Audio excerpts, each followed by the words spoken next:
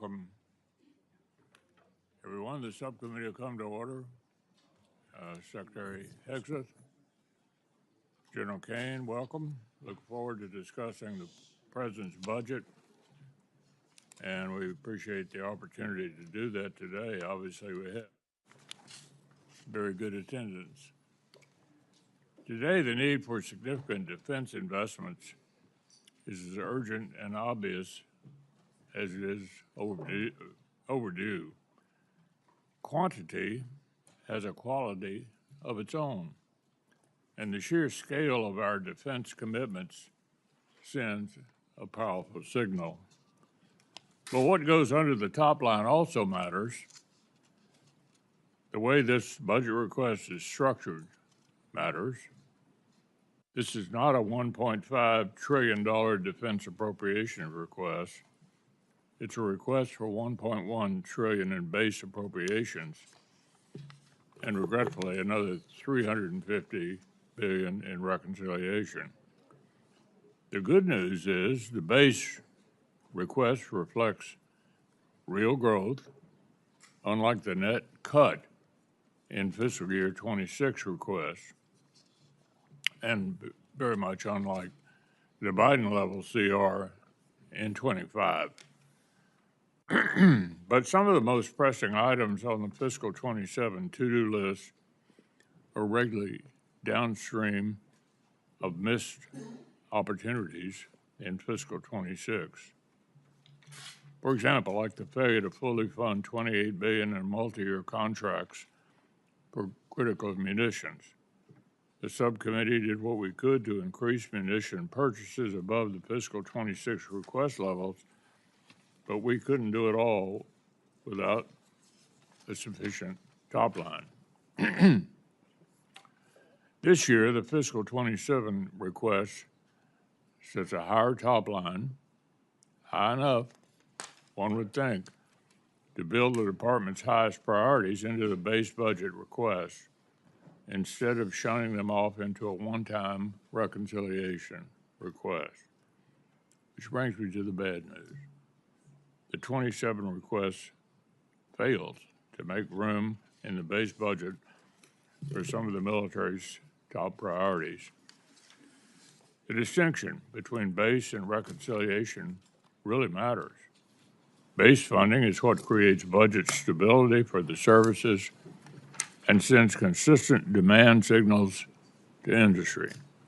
And base funding is what gets extended by short-term continuing resolutions when work on a full-year appropriations is unfinished.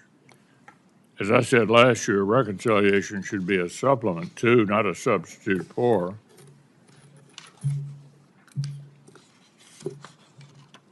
political realities will not always allow for party line budget reconciliation. And if the department's top priorities aren't built into annual appropriations, we're actually taking a big risk. The department is right to make Golden Dome, munitions, and the F-35 program and drone dominance top priorities. But these key lines of effort only work if we put them on solid fiscal footing. So, why is the department requesting funding for multi-year munitions contracts, which by definition require steady year-on-year funding via a one-time reconciliation? And why risk some of the president's top priorities like Golden Dome by not firmly building them into the department's baseline? National missile defense will require sustained funding over many years, not a one-year expenditure. Other key platforms like the second destroyer and the E-7 battle management aircraft aren't requested in base or reconciliation. So, Mr. Secretary, you've been outspoken about the pace of America's armed forces as the most, quote, powerful, most lethal, and most prepared military on the planet. I'm as committed as you are to sustaining that role, but that's precisely why I'm confused by the administration's failure to prioritize key systems in the year-on-year base budget spending. So I hope you'll explain the department's current approach to allies and partners. The stunning success of Operation Midnight Hammer and Operation Epic Fury illustrates the importance of the access, basing, and overflight granted by our allies in Europe and in the Gulf. I'm as frustrated as anybody about Spain, but they are the exception to the rule when it comes to European allies carrying more of the burden. Likewise, it's impossible to conceive of U.S. power projection in Indo-Pac without the breach that comes from decades-old alliance relationships. So I want to hear the department's view of the role of longtime allies in support of U.S. interests across the globe, because it's quite clear now that our expectation for European allies is no longer the focus of our own continent message that they received from your subordinates for most of the year.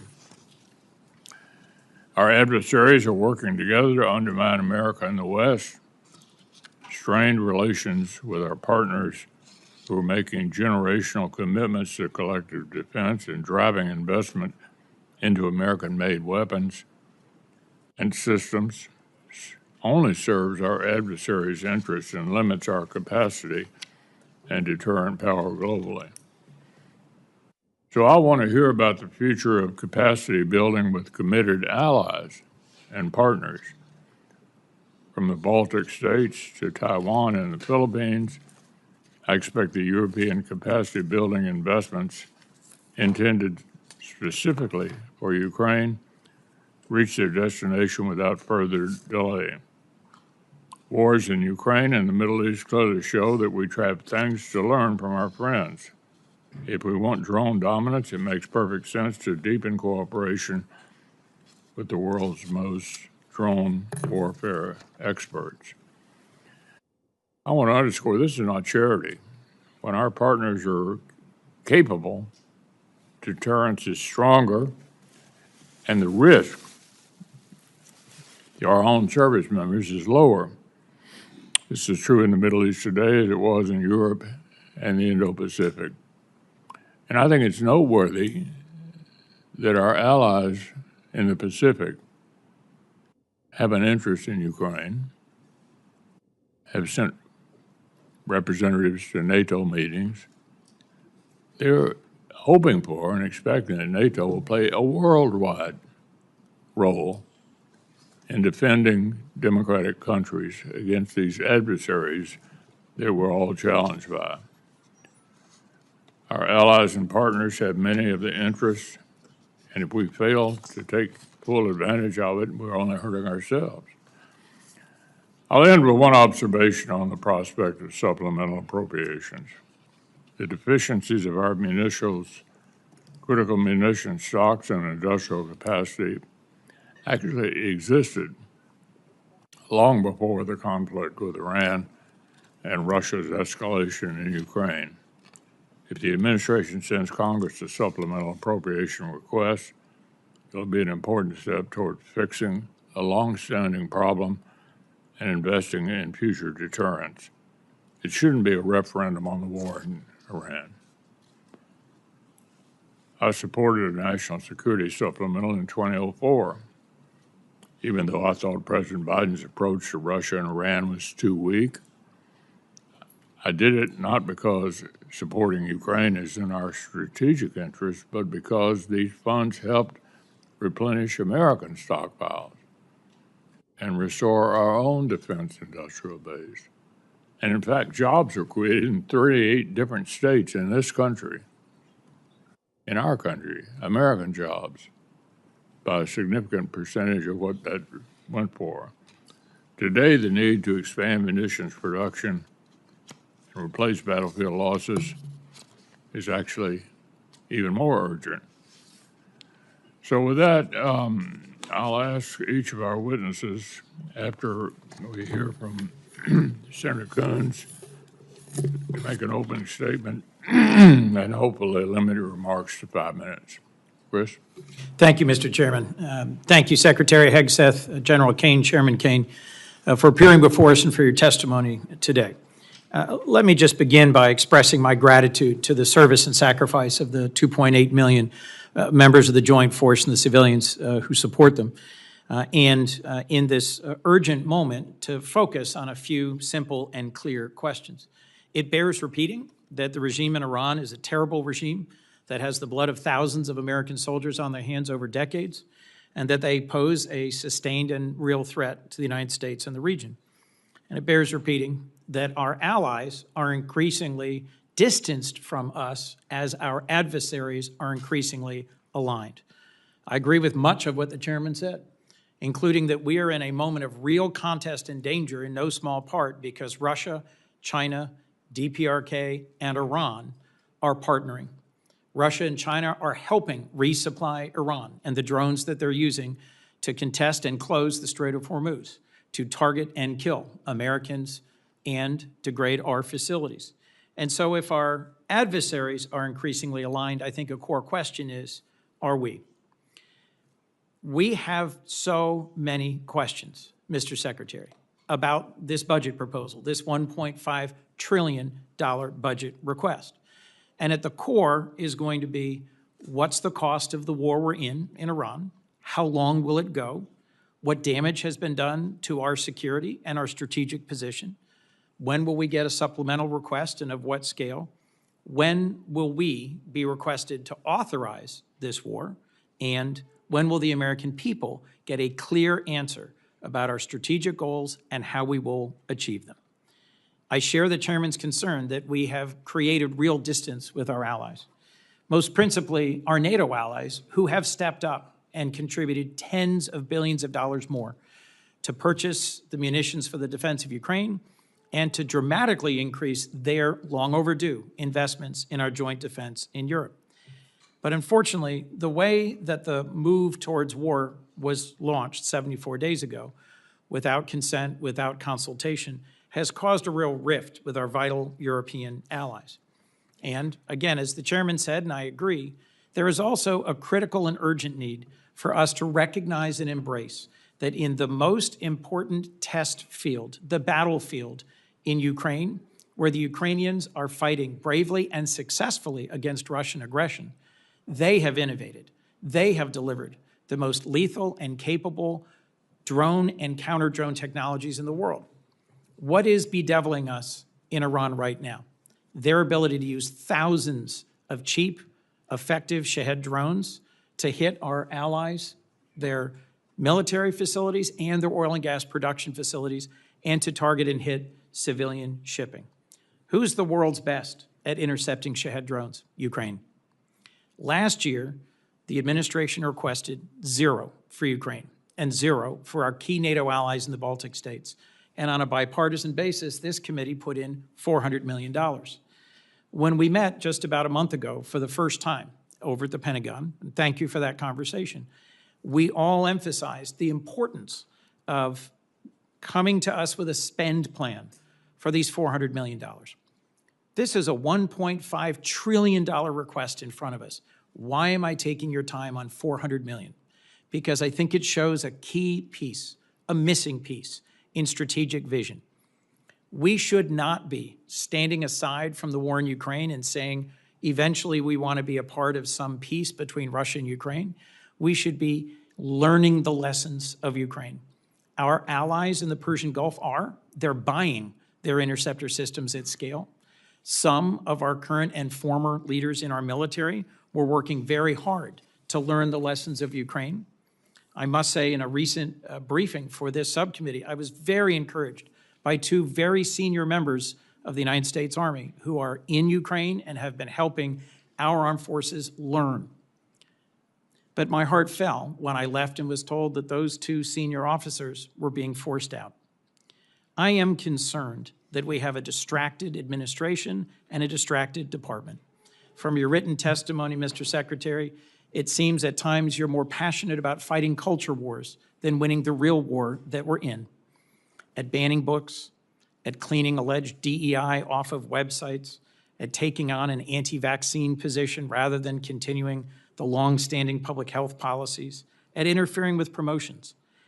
I'm stunned that you fired the 44-year Chief of Staff of the Army in the middle of a hot war and dismissed the Secretary of the Navy in the middle of a naval blockade.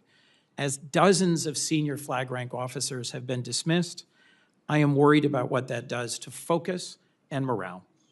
We have a president who seems more focused on a billion-dollar ballroom and a victory arch rather than achieving actual victory, and a small piece of the $1.5 trillion request in front of us is for a new Trump class of battleships, a so-called Golden Fleet, which I think goes in the wrong direction. Let me come back to the basic point I was trying to make. The world of warfare is changing. Every major service can and should embrace smaller, lighter, faster, more distributed, lethal capabilities that will mostly be autonomous.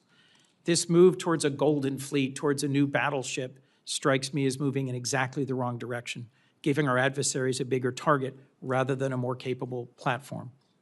How do I explain to my constituents the cost of this war and the cost that we are looking together to invest in our national defense? I share the chairman's concerns about reconciliation. Last year, $150 billion was provided to the department. But the mismatch between base year and 1 year, between long-term and short-term, caused tens of billions of dollars in errors.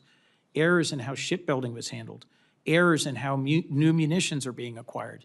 And working together on a bipartisan basis, we fixed many of those problems. This year's budget proposal triples that request to $350 billion. I agree with you about the urgency of our national defense. In your written testimony, you lay out 4 key goals: defend the homeland, deter China, increase burden sharing with our allies and partners, and supercharge the defense industrial base.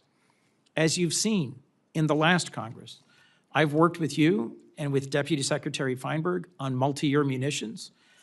I cheer the goal of finally passing an audit in 2028. I think we have critical investments to make in our defense industrial base.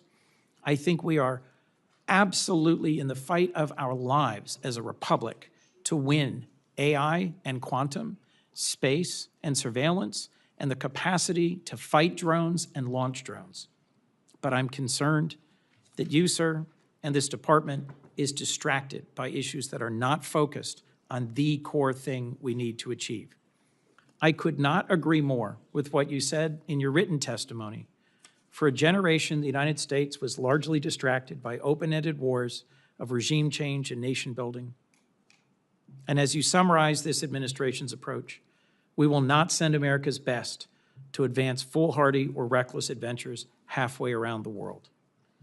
Mr. Secretary, I agree that the Iranian regime is a terrible regime.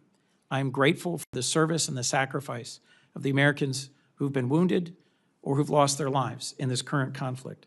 But I do not understand the strategy.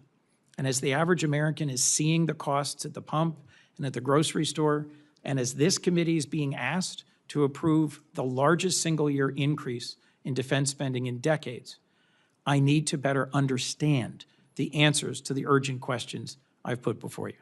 Thank you, Mr. Chairman.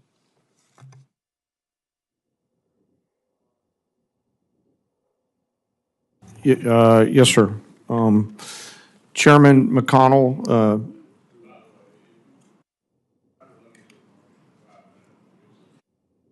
I have plenty of questions. Go ahead. okay, sir. I'll try to keep it short. Ranking Member Coons, other members of this committee, thank you for being here. I'm honored to be here alongside the Honorable Pete Hegseth and the Honorable Jay Hurst to talk about this year's President's budget.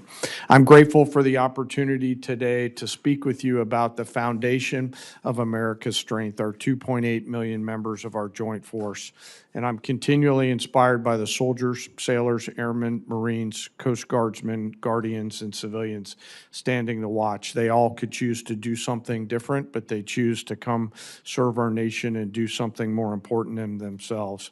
I would also like to highlight the 40 members of the Joint Force who've passed on from operations, combat, and training during my time as chairman, to include the 14 members who passed and were killed in action in Operation Epic Fury, and also highlight our most recent loss, First Lieutenant Key from Africa, who was out there, TDY. As chairman, my duties to ensure civilian leadership has a comprehensive range of military options and the associated risks required to make our nation's most difficult and complex decisions. I owe the President, the Secretary, and you, the Congress, the truth at every turn, and my blueprint for this role has always been General George C. Marshall. His firm commitment to civilian control, to a nonpartisan military, remains my constant standard. I strive to follow his example by working with you and providing clear and candid, strictly nonpartisan military advice, and to present this committee and my civilian leadership the clearest possible assessment of risk, readiness, and executability, and mindful today of the unclassified environment that we're in here. We are, as you said, Chairman and Ranking Member, operating in a delicate and dangerous times. Global risk is scaling, and the complexity of the modern battlefield demands constant adaptation and innovation. Your joint force is operational at its core, purpose-built for the realities of a complex world. We're organized, trained, and equipped to execute the most demanding missions across the globe with unrivaled precision, as demonstrated by the actions and activities over this past year. We are the most professional military on earth, and we're able to do these things because of the deep, enduring reservoir of training, professionalism, and commitment. Our operational tempo is high, but we're designed to sustain it and rebuild quickly, but we need to rebuild faster. We build readiness every day, we train professionals every day, and we learn to sharpen our edge every day. And we build continually on emerging technologies, as the ranking member said, like AI, quantum, and others, and advance every day, led by great people in our joint force, like Commander Gary Wald, or Wald, G, as we call him, who's out there working every day on our joint staff. Driving this pace of change requires timely, predictable capital and sustained investment, and I look forward to discussing it today. The President's budget supports the Department's goal of recharging the defense industrial base and the national industrial base, those small mom and pop manufacturing companies that are out there in your districts that help us generate combat capability and combat capacity to ensure that we're globally integrated, properly armed and ready when and if our nation calls on us, while always taking care of our most important treasure, and that's our people. I'm deeply humbled today to be joined by the Senior Enlisted Advisor to the Chairman, Fleet Master Chief Dave Isom, who represents the 1.8 million members of our enlisted joint force. They are the special sauce of America's military. We face dynamic and dangerous times, but I have incredible trust and confidence in the joint force today. I'm deeply grateful for those deployed members of the joint force that are out there right now doing our nation's work, and I remain humbled by the gift of the ultimate sacrifice that those fallen have given us, not just for the 40 during my time in this job, but across the history of our great nation, and their families who continue to soldier on. Thank you, and I look forward to your questions.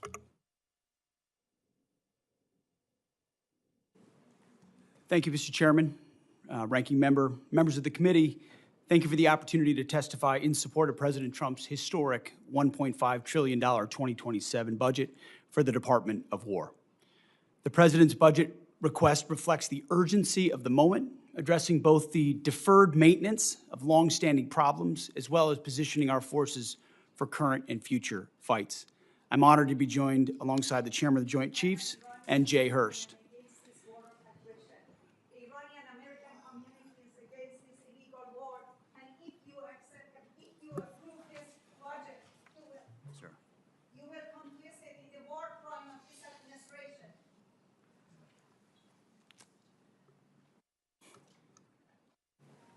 If I may interject, I ask that we have order in the hearing room so we can proceed. I ask the witnesses suspend until the room is cleared. It appears it's cleared. Go ahead, Mr. Secretary. Thank you. I'd like to start by thanking this committee and Congress for your partnership in securing the investments needed to maintain the most powerful military in the world. Our nation's ability to build, to innovate, and support the critical needs of warfighters at speed and at scale is the foundation upon which our survival rests. When President Trump took office, he inherited a defense industrial base that had been hollowed out by years of America Last policies, resulting in a diminished capacity to project strength, offshoring, outsourcing, cost overruns, and degraded capabilities. Under the leadership of President Trump, a builder-in-chief, we are reversing this systemic decay and putting our defense industrial base back on a wartime footing. Urgency informs everything that we do. We're rebuilding the military that the American people can be proud of, one that instills nothing less than unrelenting fear in our adversaries and confidence in our allies.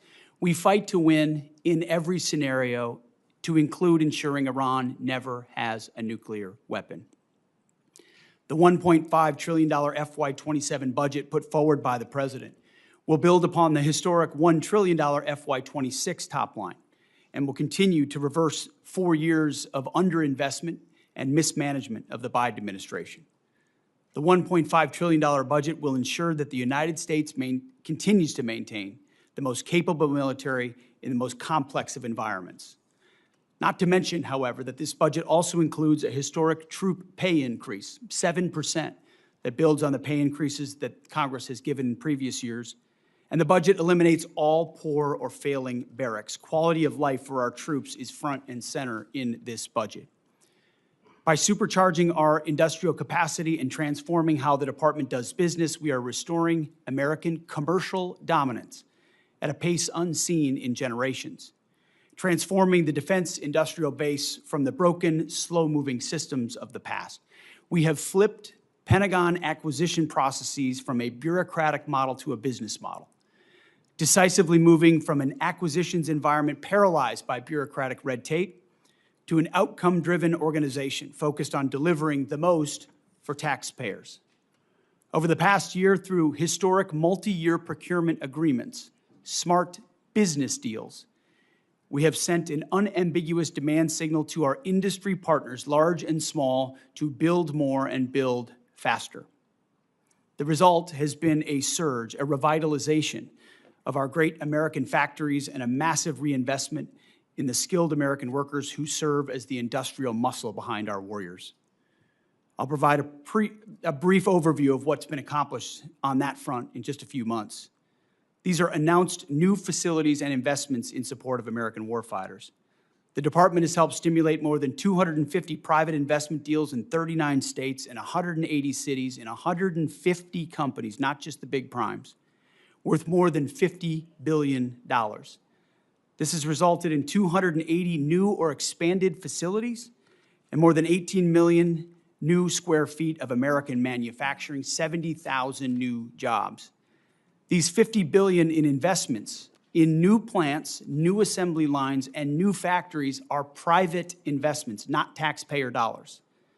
By completely transforming our department's business model, American companies, private companies, are investing in their own factories with their own money, a historic demonstration of American manufacturing and defense revitalization, all with their capital, not Uncle Sam's. This has not been done before and is long overdue. It's from a bureaucratic model to a business model. These investments equal great things for American families and American workers and help ensure that we can defend the American dream, all American made. Together with the help of this Congress, we're turning the lights back on the arsenal of freedom. We're firing up the American economic engine at every level of our defense industrial base. Every policy we pursue, every budgetary item we request serves to ensure that this department remains laser-focused on increasing the lethality and survivability of our fighting forces from the front lines to the factory floor. We truly believe this is a historic budget. And at every level, we have made it a fiscally responsible budget. This is also a warfighting budget. Under President Trump, we are restoring the unbreakable might of American manufacturing, which has to underwrite everything. We're providing for our warfighters, and we are putting the people and interests of this country first. May Almighty God continue to watch over our troops, and may we honor the legacy of those brave Americans that we've lost. That is our sacred mission, and that's what we'll continue to execute on. Thank you for this opportunity, and we look forward to your questions. Thank you, Mr. Secretary. I know we all understand you're going with the president to China. We all agree they're the greatest long-term military and economic challenge to the U.S. and our Western allies as well. Of course, Taiwan, Japan, and Philippines look to us. So can you reassure the countries out there in the Pacific that their security will not be on the table during the talks in Beijing? Is our strategy to preserve American primacy or simply to accommodate China's rise? And can you speak to our commitment to preserving freedom of navigation in places like the South China Sea? Well, thank you for the question, Senator. I would never purport to speak on behalf of the president or what he will say or how he'll approach these talks, but having an opportunity to watch him work, every aspect of what he pursues inside this relationship is to ensure that American interests are advanced. And our department, underneath that, we've worked very hard in that region, in the Indo-Pacific, with Japan, with the Philippines, and others, to make that a priority to ensure that America's security is amplified by burden sharing of partners who recognize the shared threats that we face and are willing to invest alongside us. And some of those things are known to the public. Some of those things are not known to the public. But since the beginning of my time in this job, we've focused in that area of operations to ensure that Admiral Paparo has every option available to include with partners to create all the dilemmas necessary to give America every advantage possible, whether it's freedom of navigation, access basic and overflight, and ultimately put the president in a position where he's going into Beijing in a position of strength, which he will be. So would you be a little more specific about navigation, particularly in the South China Sea? I think what you've seen from this administration is a commitment to freedom of navigation. Take, for example, the BAM and the Houthis, which under the Biden administration, they allowed American ships to get shot at without consequence. And President Trump undertook that mission, Operation Rough Rider, for 50 days, and the Houthis stopped shooting at our ships. It wasn't a nation-building exercise. It was an advancing of freedom of navigation and our interests. The same would pertain to any waterway in the South China Sea. America's ships should sail freely, so should others in the international maritime sphere.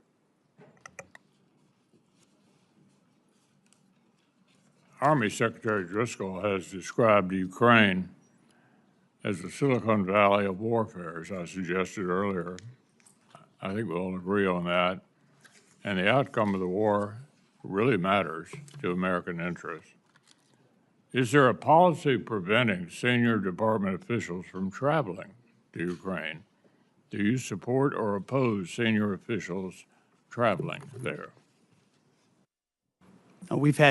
Senator, we've had many senior officials travel there, and we learn a great deal. In fact, I've personally approved additional personnel there to learn from that drone battlefield, both on offense and defense, to ensure that we're learning every possible lesson from that conflict and incorporating it in real time into how we defend and we go on offense in an era where drone dominance is required. And that's why this budget spends so much on drone dominance. Take the lessons learned from Ukraine and other battlefields and ensure we're applying them throughout the fighting force as quickly as possible. Well, you know, I think what's not in dispute is that NATO is the most important military alliance in world history. Nobody's ever pulled something together like this and held it together to prevent the worst for a longer period of time. Basically, it seems to me that a lot of the European countries think that we're reducing our influence there, that they're sort of on their own, and somehow American leadership is not essential to NATO going forward. I would argue that it's certainly essential for us to continue to be the leader, and it's important to note the other countries that are looking to NATO, our allies in the Pacific, helping Ukraine, interested in coming to NATO meetings, anxious for America to continue to defend the free world, not just in NATO, but worldwide. It's a big job, and they're looking to us. There's nobody else who can do that. So what is the department's concise vision for the role of our allies and partners in defending America's global interests? Senator, our vision is to have real, capable allies and partners. I think that's what we've seen in Epic Fury. Israel's Air Force and their ability, will, and their capability is a demonstration to the world. There are other allies like that, and we need more of them. So flags are not the goal. The number of flags involved in an operation are not the goal.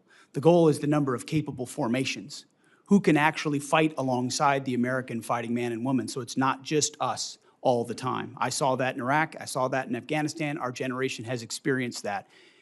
No administration has done more to ensure that our allies and partners realize they need to step up so that we can amplify our capabilities. That's what burden sharing is all about. It's not just we carry the burden for other countries. It's other countries are capable of coming alongside us as well. But I also think Putin's invasion of Ukraine helped get their attention that they need to step up as well. And the president's been very clear about that.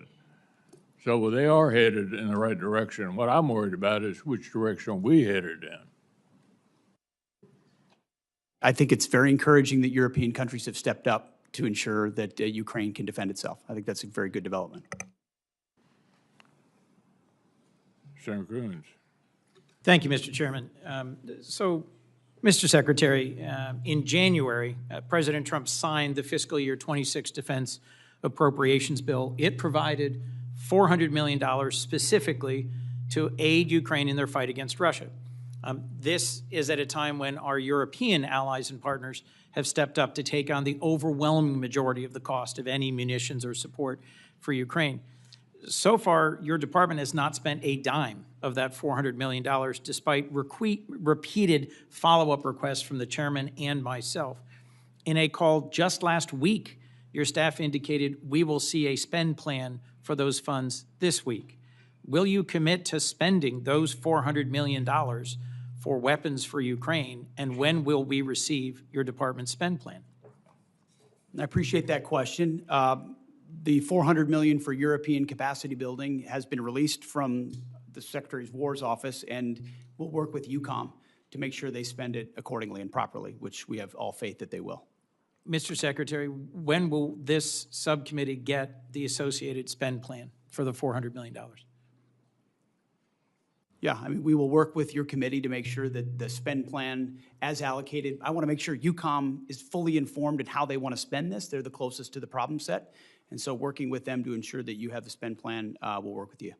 Mr. Secretary, thank you, but it's May, and this has been the law since January, and you or your representatives have been asked this repeatedly on a bipartisan basis by members of this committee, and I think dragging our feet on this small investment in Ukraine's defense sends exactly the wrong signal to Putin at a time when the contest for freedom has its front lines in Ukraine. As you said, Europe has stepped up, donating billions to buy U.S. weapons to send to Ukraine to help them as they continue to take ground on the battlefield. But it seems not all the money donated by our European allies is going to buy new weapons for Ukraine, as they had understood.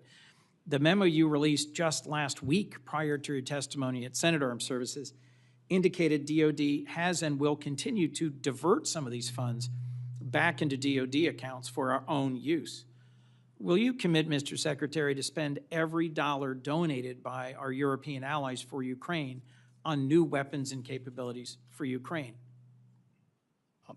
The Pearl Initiative, which you're referring to, which is instituted underneath this administration so that European countries are paying for American equipment to provide as they see fit. NATO allocates where it would like to allocate that. It can choose Ukraine if it'd like.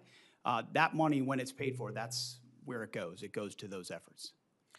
Well, look, as the chairman raised, and as I will repeat, I view NATO as the most successful mutual defense relationship we've ever had.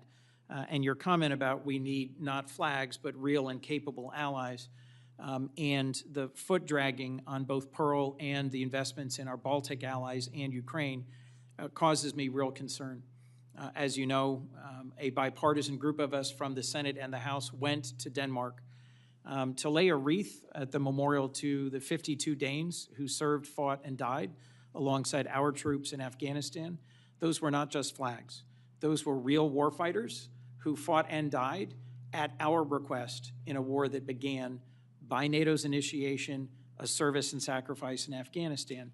I just think we're sending the wrong signal by the president's announcement of the intention to withdraw 5,000 troops from Germany. Could you help me understand what is the strategic reason for a drawdown of U.S. troops from Western Europe? I would just like to clarify, Senator, it's never about the heroism of foreign troops. I fought alongside great British and European and Australian allies in Afghanistan. It's the political caveats and the limitations that they come with. It's not the troops. It's the capitals of those militaries that limit what they're able to do, where they're able to go, who they're able to fight, that create limits on our own. And anybody that's been in these formations knows that. So it's easy to talk about here. It's another thing to apply. And we need allies that are burden sharing, not becoming a burden with political limitations. I'm not talking about the troops. Thank you. Our president said in Europe that we never asked for and never received anything from our NATO allies. Was that your experience in Afghanistan, serving and fighting alongside our NATO allies?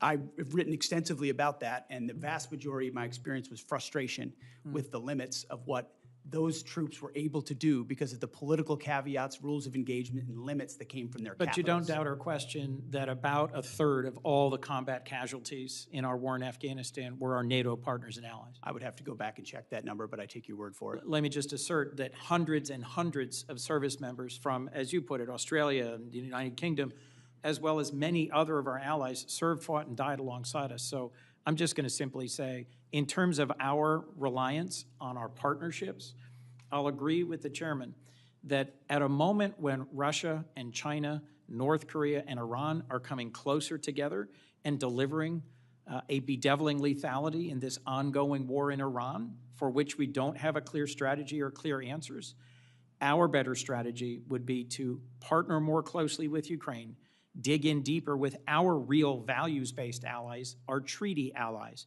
in the Western Pacific and in Europe, and together find a path out of this, rather than berating them and bullying them for not coming along in a war they were not consulted about or briefed on before it began. I look forward to a second round. Thank you, Mr. Chairman. Senator Collins.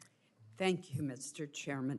General Kaine, when the Department of War was planning its operations in Iran, did you anticipate the closure of the Strait of Hormuz and the resulting impact on oil supplies for many countries, including here in the United States, where we've seen gas, diesel, and home heating oil prices go up?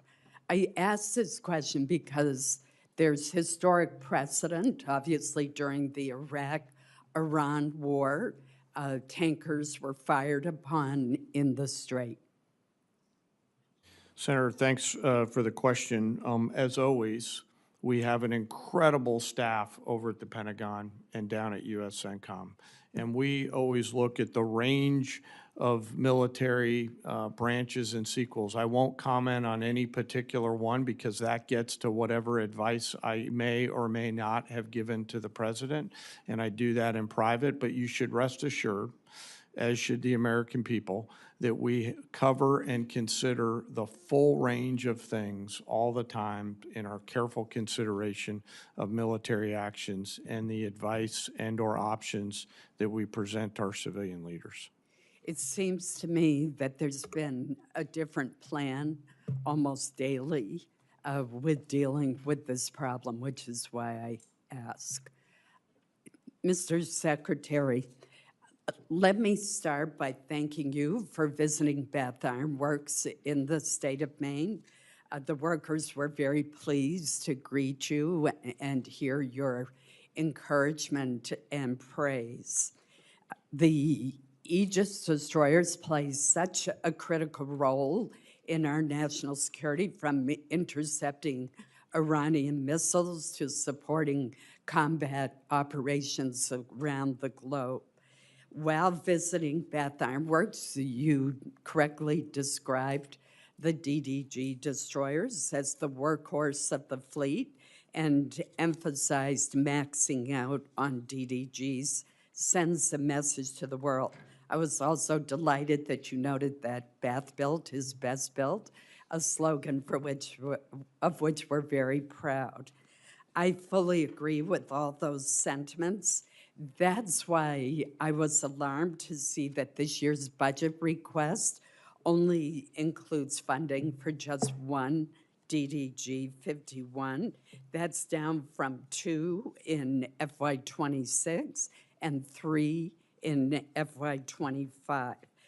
That reduction to a single DDG 51 creates uncertainty for U.S. surface combatant industrial base at a time when BIW is demonstrating huge progress in workforce retention, production stability, and faster throughput. So there needs to be a steady demand signal for DDGs in order to keep the yard operating at all phases, from cutting the initial steel to completing the ship. So I'm puzzled by why only one DDG is requested and concerned about what that will mean as far as maintaining that workflow. I'm particularly puzzled by the decision in reconciliation to request $1.8 billion for foreign-born surface combatants at the same time that there's the proposed cut for American-built destroyers.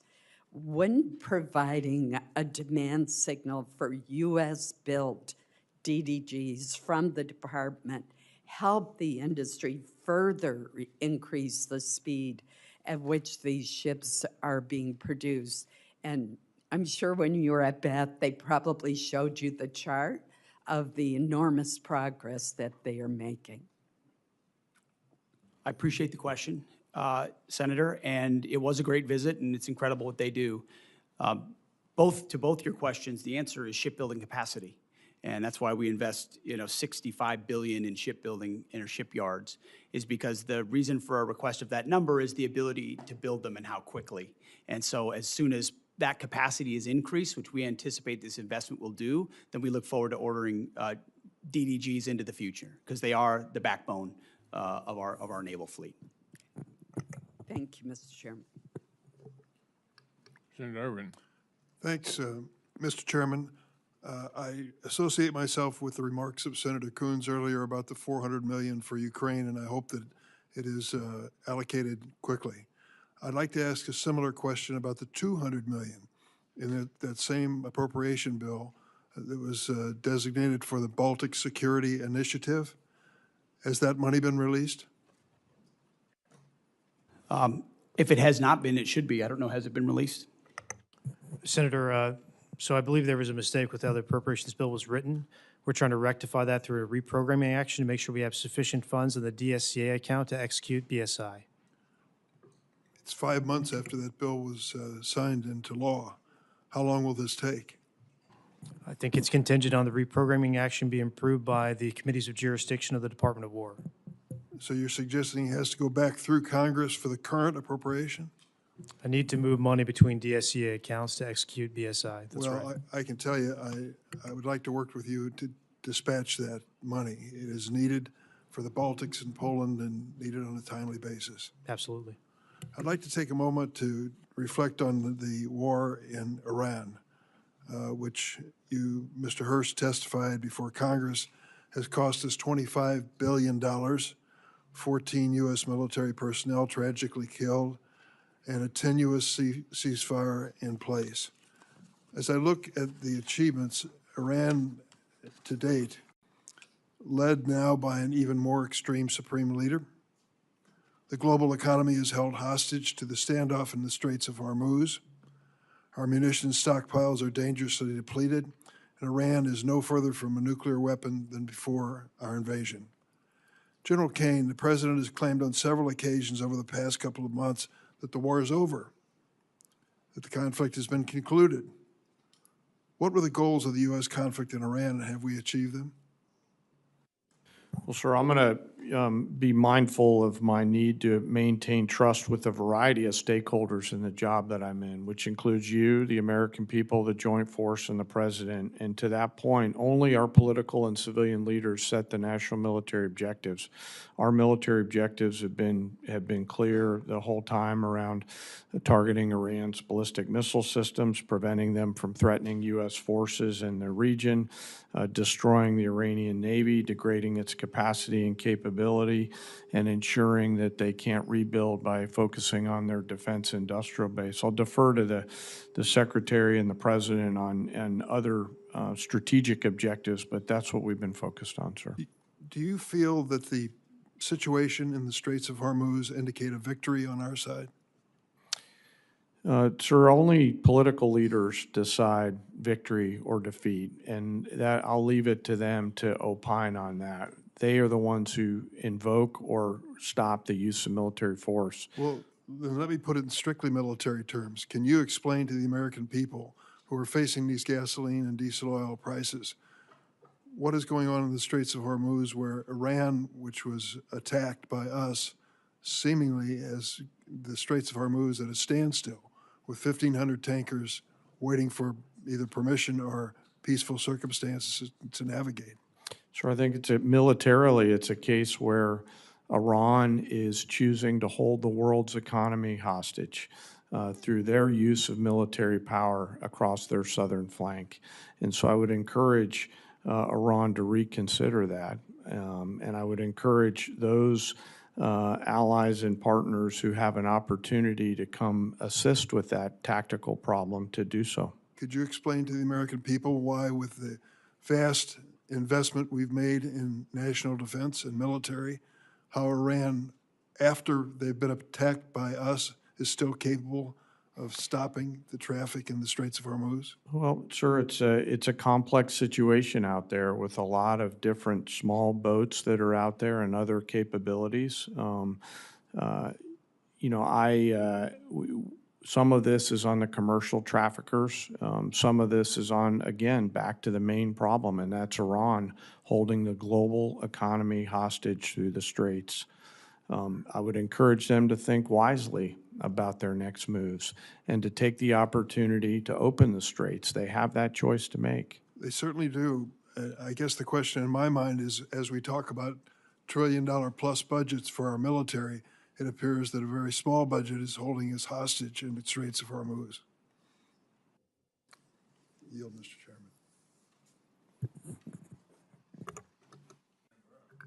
Chairman. Thank you. I just want to start off with saying that these military operations against Iran have been spectacular. In a matter of months, we have degraded the largest state sponsor of terrorism beyond what I thought was possible, probably more to come. Ms. Secretary, 900 pounds of 60% enriched uranium, do we all agree that's what Iran has buried somewhere? In this format, some of that should be classified, so I wouldn't comment on the exact amount of anything. Okay, well, it's just pretty well known. They brag about it. Is it possible they could have 60% highly enriched uranium without them cheating in the past? We know in every context of what Iran has undertaken, they've lied and cheated. The answer is no. Everything that Obama and Biden did was designed to keep it to a civilian nuclear program. There is no way in hell they can have 60% highly enriched uranium unless they cheat. So everything y'all did failed. And you want to criticize? You failed.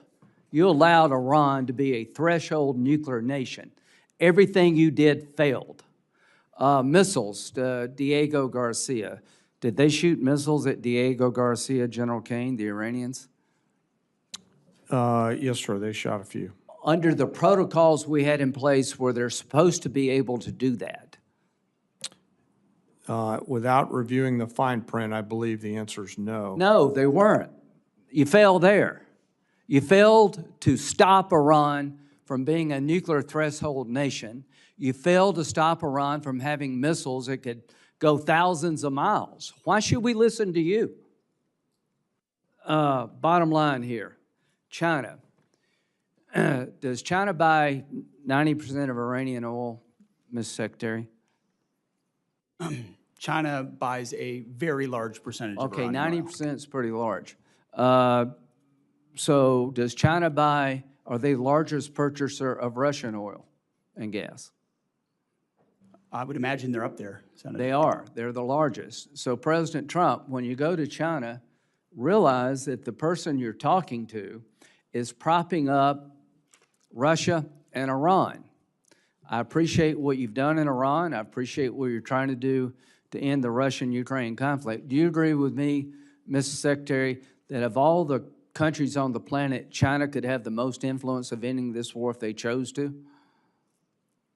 I think the most influence is in President Trump's hands and what he decides to do, and he'll Well, set what the if- terms what of how if this. China stopped But buying- ultimately, China has a lot of leverage. You're right. Yeah, they did. What if they stopped buying 90% of oil from Iran? That's not President Trump. That's up to China. Do you support putting tariffs on China if they continue to buy Russian oil and gas? Tariffs is not my lane, but anything got we can you. do to put pressure on people, I usually Right. support. Well, do you believe that when we put pressure on India by a 25% tariff for buying Russian oil, they kind of backed off? I would say I've had a front row seat to the efficacy of tariff policy, yes. Yeah, I think it works, guys, and we're on the breakout here in a minute of having a bill that would give the president ability to tariff the largest purchasers of Russian oil and gas, and I hope he will use it. So I just want to, Pakistan, are you aware of reports that Pakistan are allowing their bases to be used to park Iranian aircraft, General Kaine? Sir, I've seen one report on that. Well, is it accurate? Sir, I think based on the variety of classification matters that Let I've me seen, just say, do you agree if it is accurate, that is sort of inconsistent with it being a peace mediator? Sir, I wouldn't want to comment on that based on the ongoing Thank you. negotiations and Pakistan's role. Secretary Hegseth, if the mediator is allowing reconnaissance aircraft in Iran to be parked in Pakistani air bases, do you think that's consistent with being a fair mediator? I wouldn't want to get in the middle of these negotiations. I want Well, I maximum do. efficacy I for our want to get in the people. middle of these negotiations. I don't trust Pakistan as far as I can throw them.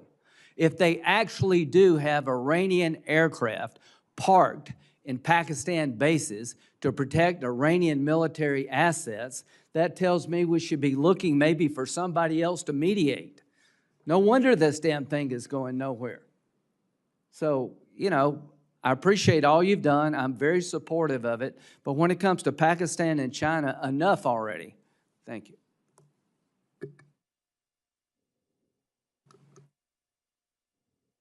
Thank you very much, Mr. Chairman. Thank you, gentlemen, for being here today. Mr. Secretary, we have been trying to track down the expenditures in the Operation Epic Fury and Operation Freedom now. And we've sent letters, and we've got very few responses. We've been sending the letters since March 10th. We did understand that there was a release that in the first 6 days, $11.3 billion was spent. And then recently, we were told $25 billion was spent. Today, I think the number is $29 billion. Can you provide some details as to what consist of that 29 billion? Have we counted everything? Yeah, Senator Reed, so I testified this morning to HAC-D that between the joint staff and the comptroller staff, our operational cost estimate is now $29 billion. A lot of that increase comes from having a refined estimate on repair or replacement costs for equipment. Our munitions costs are fairly fixed. We think they're very accurate, and there's some O&M costs there as well. We're not making an estimate for MILCON at this time. We don't know what our future posture is going to be. We don't know how those bases would be reconstructed, and we don't know what percentage our allies and partners will pay for that reconstruction. So you do not consider installations that have been damaged in the conflict, correct? We just don't have a good estimate at this time. So it's not in the $29 billion. That's correct. Expended weapons, are they totally included within the estimate? Yes, to the best of my knowledge, we have a full count of the expended weapons. And weapons transferred to other countries in the region, are they counted in? I would want to double check to make sure we have that accurately. Please, I mean, you're coming up and asking for another significant supplemental, et cetera, and before we can, I think, reasonably appropriate additional money, we have to find out how the existing appropriated dollars have been spent. So that's critically important. And I know also that the budget asked for another $350 billion in reconciliation. How essential is that to your budget? I would say it's extremely essential to achieve the generational investment that the president is trying to make.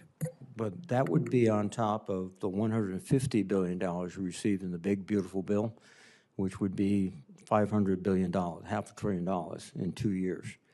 And again, we're not getting, I think, the detailed spend plan, the detailed obligation plan for this. And without it, it's very difficult to say, just take the money and run. You know, we have a job to do too. Any comments, Mr. Secretary? We recognize that, and our you know, in a perfect world, everything's part of your regular order. This is a dynamic place with a lot of dynamic factors, and so in order to get where we need to with the historic investment for this department, we think this is the best allocation in order to get there, Senator. Well, I think detailed analysis, detailed data that we receive will help us make more sensible judgments. And, you know, we're just sort of vague generalities are not helping this committee make critical judgments. And the trade-offs are significant. Deficit is increasing dramatically. We have to be conscious of that. We also have to be conscious to helping American families just get by. And inflation just hit 3.8% today, which is I think the biggest numbers is 2023 or something. So we're fighting all these forces that are not directly connected to your mission, Mr. Secretary, but they are connected to our mission. General Kaine, your observations on the future course of action in the Persian Gulf. We're in this tenuous ceasefire. What's your sense of the direction forward? Well, sir, I won't opine on a hypothetical. What I will assure you is that we retain and continue to hold a range of options for our civilian leaders. It would be inappropriate for me to opine on how it may go, but rest assured, we still hold many, many options. Have you been surprised by the resistance of the Iranians? Sir, as a warfighter, I always assume an enemy's going to resist. And the job of the joint force is to win at the time and place of our nation's choosing. So I always assume an enemy's going to fight, and I find that's the best pathway. I think so too, and you communicated that to the president as you advised him before the decision was made? Sir, as I've said respectfully before, I won't comment on my private conversations with the president in order to make sure that I maintain trust with him and with you and the American people and the joint force. That's a principled response. Thank you very much. Thank you, sir. Senator Moran. Chairman, thank you.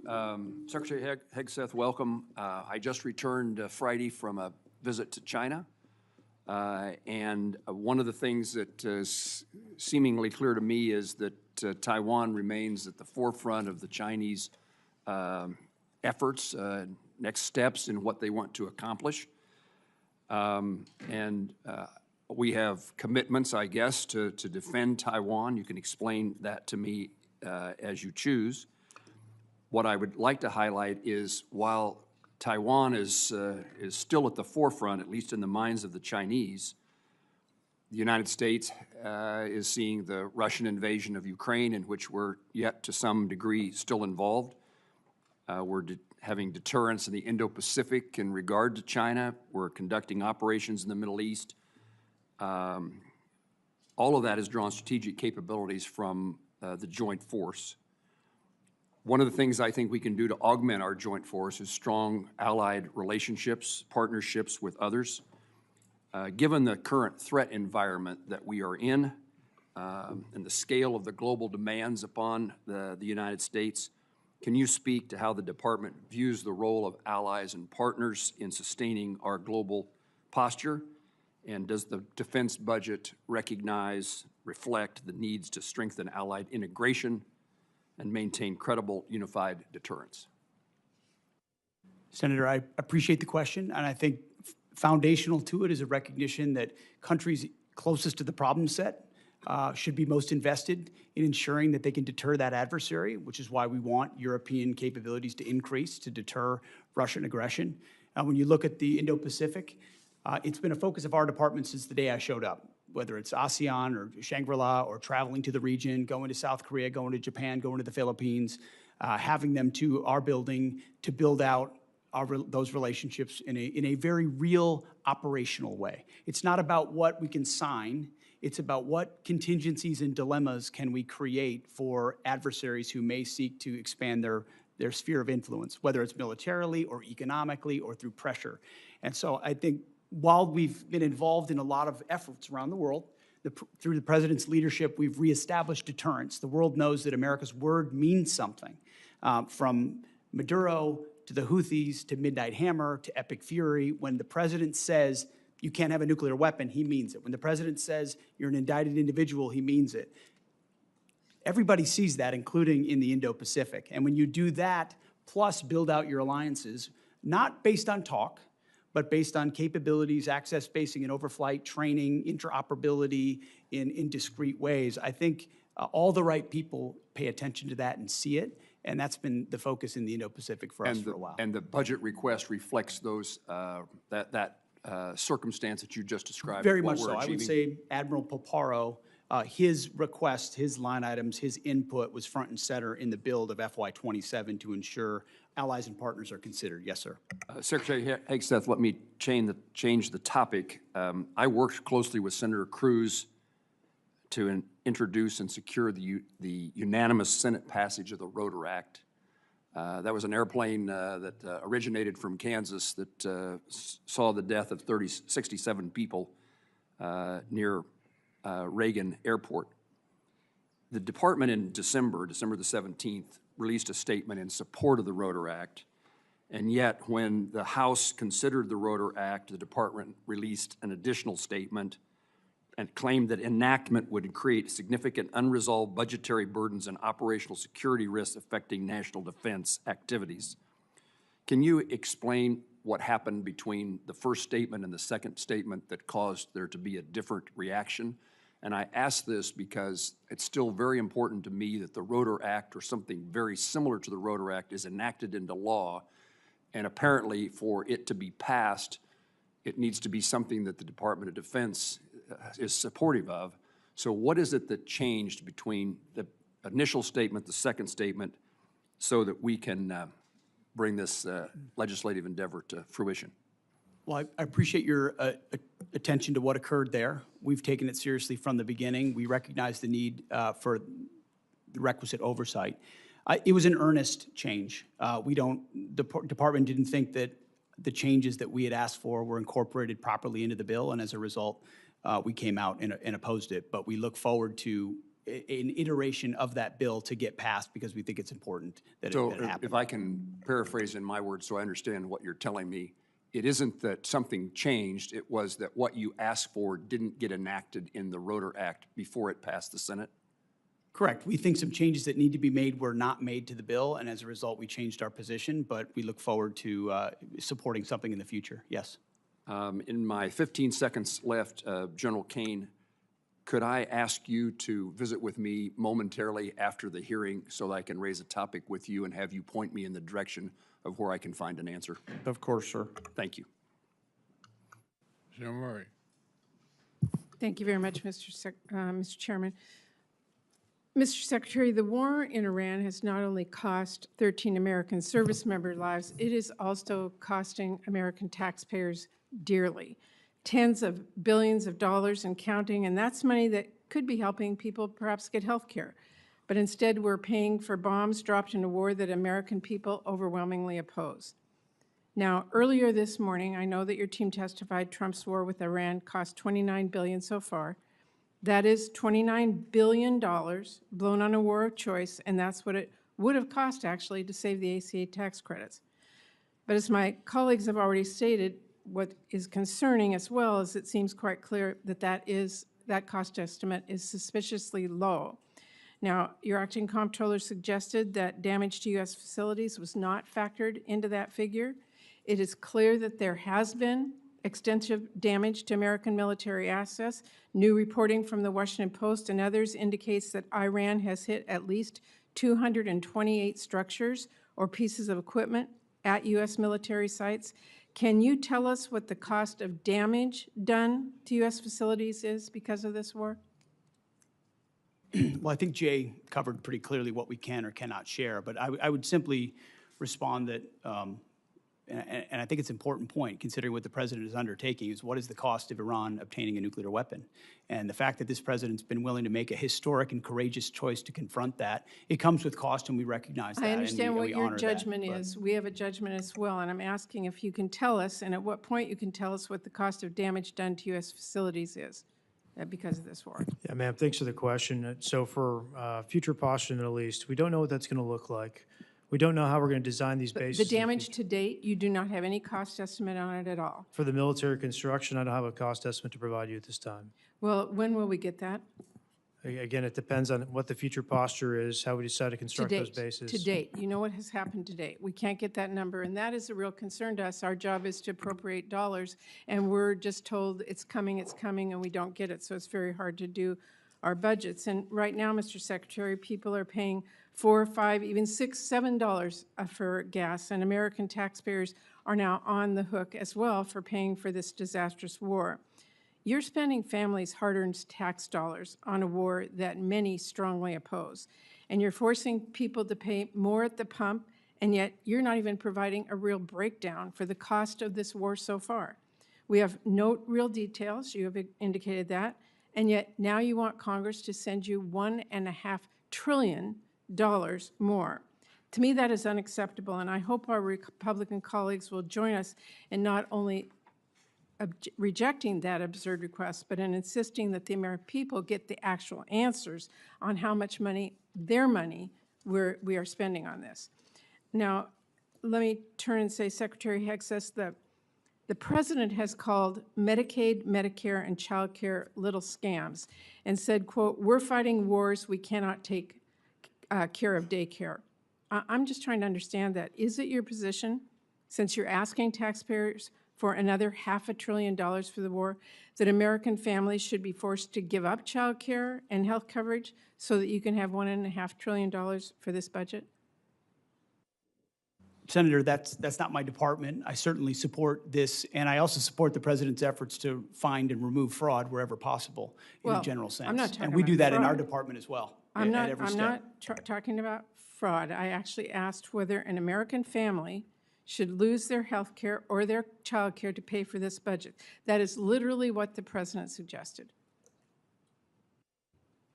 The president has proposed a historic $1.5 trillion budget that will defend the nation and confront threats like Iran, which previous presidents allowed to happen, as Senator Graham pointed out. Well, Previous administrations said they wanted to take care of this problem, the question, and they did not, the question and he's in front doing of this it. committee, the question in front of the American people is, what are they being asked to give up for this $1.5 trillion?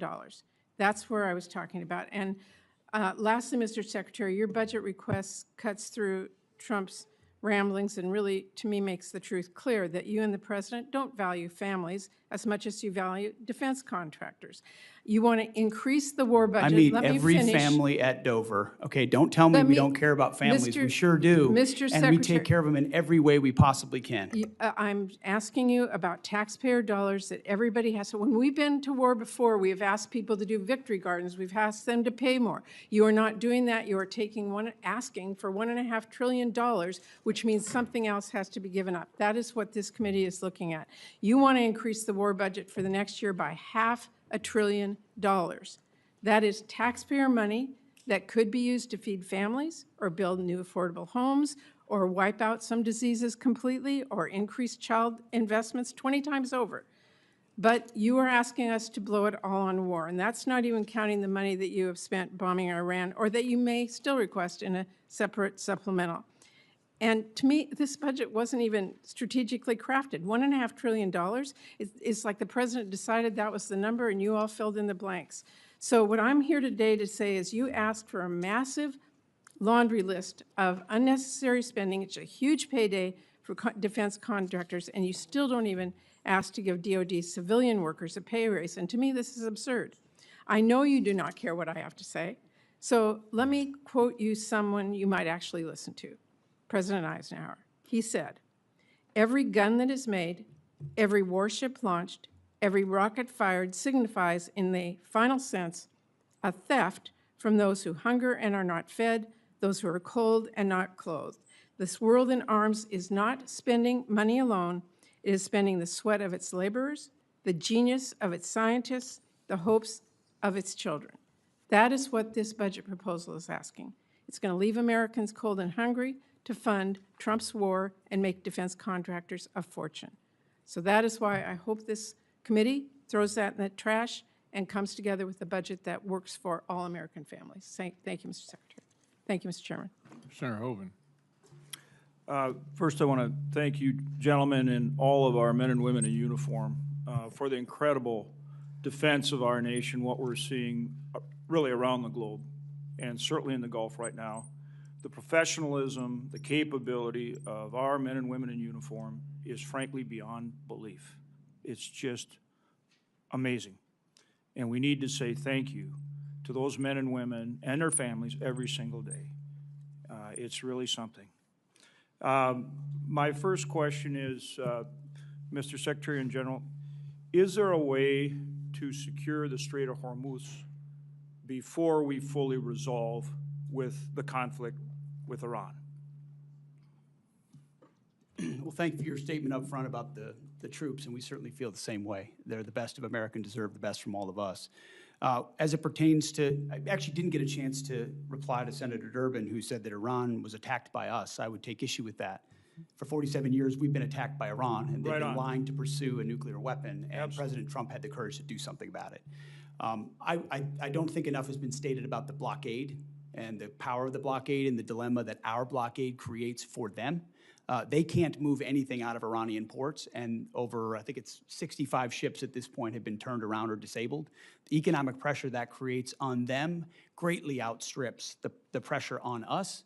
And we don't use the Strait of Hormuz anywhere near as much as the rest of the world does, or certainly they do. And I think it creates a lot of dynamics for future energy dominance for the United States of America, considering the increased capability that our country has, not to mention opportunities in Venezuela. So we have a range of options, as the chairman and I have discussed extensively, mostly privately, but some in public, to ensure that transit were to continue, should the president or others want us to go in that direction. But ultimately, we control the strait.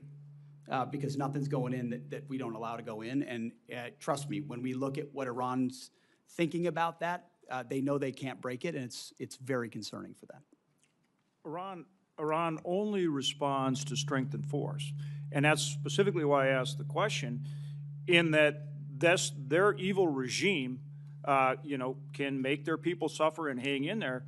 But if we can keep the pressure on with the naval blockade and navigate the Strait of Hormuz, we can keep the stranglehold on this evil regime and force the type of solution that we need and the kind of verification we need to enforce it. And that's, again, why I asked this question, and maybe both of you gentlemen could respond to that. I'm not saying that is what the outcome will be, or, ultimately it's up to President Trump. But what I'm saying, is it possible to keep that stranglehold on with the blockade, even though, the tyrants, the IRGC won't give up right away, and secure the Strait of Hormuz while we continue to put that pressure on them for a result that can work for this country and the world and that's enforceable? And I'd like you to give me some more color on that, both of you gentlemen. Sir, I'll take a moment here and talk about pressure. And what you're really alluding to is what the entirety of the interagency is working on, with a hat tip toward Secretary Bessent, Secretary Rubio, and the rest of the interagency. The totality of total pressure, which the military element is just one component on, is what the regime in Iran is feeling right now. And I think there's no shortage of ability to hold that pressure. The decision on for how long to hold that pressure is, of course, a political one and within our civilian leadership. But I would highlight that they are absolutely feeling that pressure, not just from the blockade, as the Secretary talked about, but the continuation of sanctions that Treasury and others have put on there, and we retain a range of military options. Well, I 100% agree with you, but their ability, the regime's ability to endure pain is significant because they just put it on their people. My point is keeping that pressure on them, but at the same time securing passage in a way where commercial traffic will start moving. That relieves pressure on us and our allies, and that's what I'm asking for more color on how you effectuate that. Senator, there are options for that, should we go in that direction. There's a multitude of different directions, should the president seek to go that way, that we're prepared to operate on. Evidenced by the destroyers that went in and came back out. Exactly. To the great detriment of the limited ability of Iran to defend. I mean, remember, the entirety of Iran's conventional navy is at the bottom of the As with everything you do, you start out at a really high level, and then you just get better. And I'm seeing that with this blockade right now, with the way you disabled those last two tankers. I mean, you're getting better at blockading. And again, that's why I'm looking for continued options to secure traffic in the Strait while we continue to put pressure on Iran. Okay, thank you, gentlemen. Thank you, Chairman. Secretary General, thank you for being here. Secretary, I want you to provide some reassurance for my constituents. In 2019, the DIA published that Iran, quote, had swarms of small boats, large inventory of naval mines, an arsenal of anti-ship missiles that can severely disrupt maritime traffic in the Strait of Hormuz. In 2025, after Operation Midnight Hammer, a Brookings expert said, quote, "It is wrong to conclude Iran is now a defeated nation and will act accordingly. Iran's demonstrated destructive missile capabilities have penetrated nearly every part of Israel. Iran's arsenal could endanger American forces in the Gulf." And Senator Collins asked General Kaine about the extent to which you were briefed and the president was briefed about the very likely outcome of this kinetic engagement. And there are some data points that seem to indicate that we did not see all of this coming, or that we didn't account for it. We may have been briefed on it, but we didn't account for it. Parts of the THAAD and Patriot systems in South Korea were moved to the Middle East. This is after the war. After the war, munitions were moved from around the world to defend U.S. sites in the region. There was a rush. There was a rush to evacuate United States personnel, and Iran struck more than 200 structures and equipment at 16 U.S. sites. So, Secretary, can you just reassure us that this was all foreseen and part of the plan, or can you tell us whether there were any surprises here? Well, thank you for the question, Senator. I can reassure you that it was all accounted for. Every aspect of this was poured over by the Joint Staff, by civilian leadership, and represented in pursuit of a very clear goal. And the chairman laid out correctly what the metrics militarily were from the beginning, whether it's ballistic missiles, Iran's Navy. You know, you can't contest a blockade if you don't have a conventional navy, destroying the defense industrial base, but it was all in service of ensuring Iran never has a nuclear weapon. So as a And for, just if as you a have, for example. I mean, that was, so I want you to know, it was all seen through the lens of preventing Iran from having the Yeah, I ability to understand that's threaten the region underlying or us. objective, and I do not dispute the military success. I don't think there's any doubt that when the most powerful, most well-funded, most technologically advanced, most disciplined, most trained military in human history sets out to do something, they almost always accomplish it. And so that's not what I'm talking about. I'm just wondering why we're moving THAAD assets from South Korea after the war started. I'm just wondering why there was a scramble to evacuate personnel, and I'm wondering why the President of the United States, our Commander-in-Chief, said that he was shocked that Iran would retaliate by striking other countries in the region. This was not just foreseeable, it was foreseen. It was, you know, this is, you don't need to get into a skiff to understand that their likely play was to asymmetrically retaliate and then to close the strait. And then it happened, and then the president said, gosh, who could have seen this coming? I'm just trying to figure out, for those of us on the left and the right who are wary of regime change wars, who are wary of happy talk, who have learned through terrible experience the cost of this kind of adventurism. Why is this any different, and why didn't we see this coming? I appreciate your lauding of the force up front, and earnestly, that it's the greatest fighting force on planet Earth. But that was the same fighting force that surrendered to Iranian fast boats under the Biden administration. We all remember the pictures. Remember the Americans with their hands above their head at gunpoint of the Iranians? It's because they didn't have leadership like President Trump, who empowered them to do what was necessary. The Biden administration allowed them to pursue nuclear ambitions, didn't do anything about it. President Trump stepped in. We factored all the risk and ranges of options, put in maximum defensive capability for our troops as we could in real time, empowering the CENTCOM commander with everything he needed to ensure this mission could be as successful as possible, knowing there are branches and sequels of every operation that have to be accounted for. I'm going to factor the Navy. You might wonder, why would you sink the Navy if you're trying to prevent a nuclear Iran? There's reasons for that, because you're planning for contingencies in other ways that this could go as well. Secretary, I'm trying to stay on time here. I hear what you're saying. I just don't hear an answer to the question of why we had to take certain actions that could have been taken before the kinetic engagement and would have kept our assets and our personnel more safe and would have looked and actually been more planful, more thoughtful, more well executed. Why are we doing all of this stuff as if it's a scramble if all of this stuff was foreseen? I think I'm quite confident, along with the CENTCOM commanders, that we took every action possible to ensure that we were prepared for this conflict. Thank you. Simikowski. Thank you, Mr. Chairman. Mr. Secretary, gentlemen, thank you. I wanted to start off my questions with a focus on the reconciliation package. I know that it has not yet been introduced, but we're told $350 billion.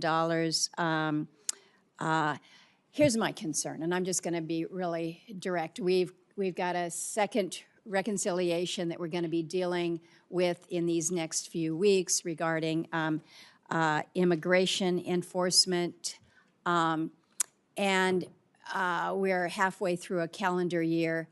A third reconciliation may or may not happen. I'm just being direct and upfront. I think certainly the focus will be to try to move us to that. But here's my concern. If we have a $350 billion sitting in the reconciliation package, you look at what is contained in that. 53 of your 85 requested F-35s.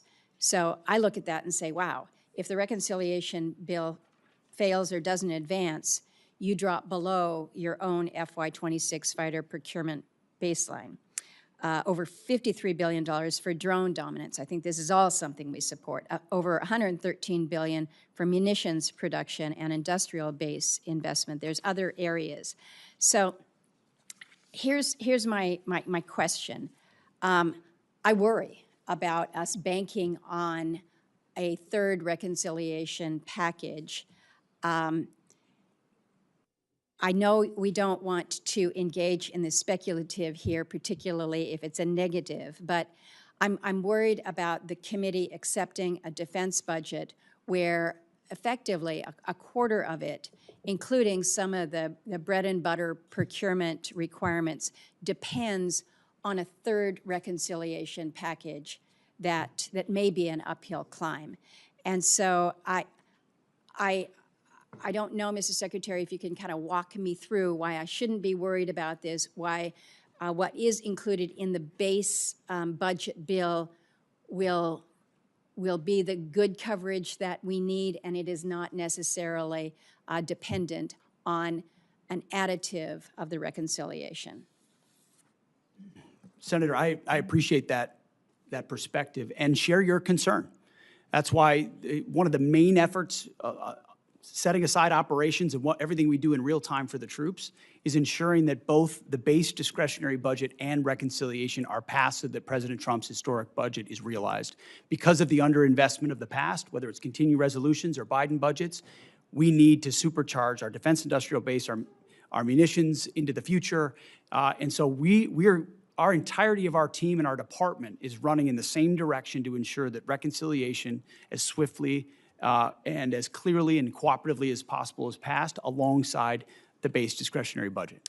Well, I understand that, but I just need you to understand our concern here, that you've got your base budget and then you have the reconciliation. I want to ask about the Iran authorization. No great secret around here. I have been talking about an authorization of use of military force. I understand that the administration has made clear that you believe that the actions taken thus far fall under the President's Article 2 authority. I think reasonable people have disagreed about the boundaries of presidential war powers for a long time.